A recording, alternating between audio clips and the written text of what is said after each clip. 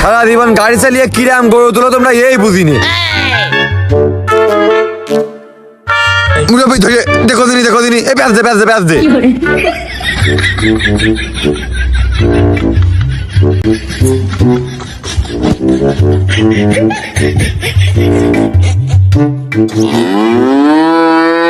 শালা খানিক আগে মনে হচ্ছিল গায়ে বল নেই পলেই মেরে যাবে না। চাচা দায়িত্ব নিয়ে একটু ভালো করে ধুয়ে দাও। শালার গরু তো বিরাট আলটা। এই ওট ভালো মানুষের মতো করছো, ওট।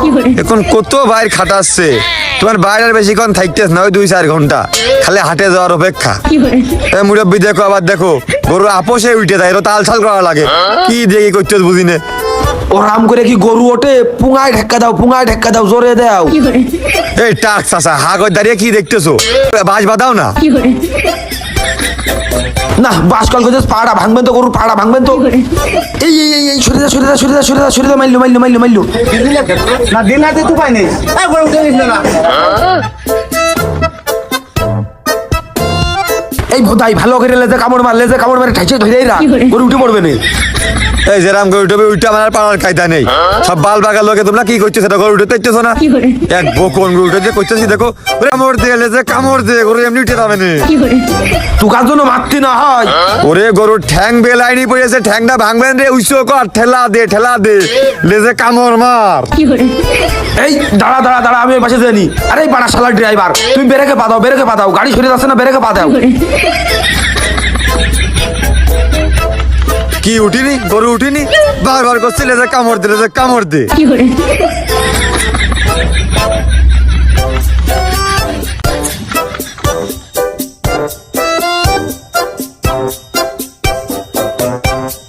বাসটা নিয়ে যা। ভাড়া হইতে জনি ভাই দেবেন। যাও কথা হয়েছে যাও। ব্যবসা ভালো হয়ে গেছে বুঝেছিস, কয়টা ছাগল হবে আমার ঢুকি। চল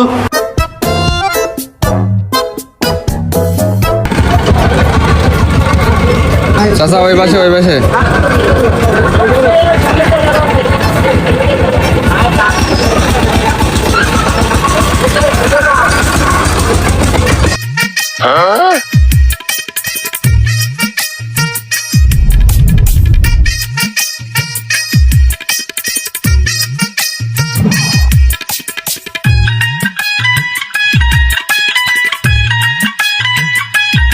ছোট ছাগল রে, এতে ব্যবসা নেই, বড়টা দেখ।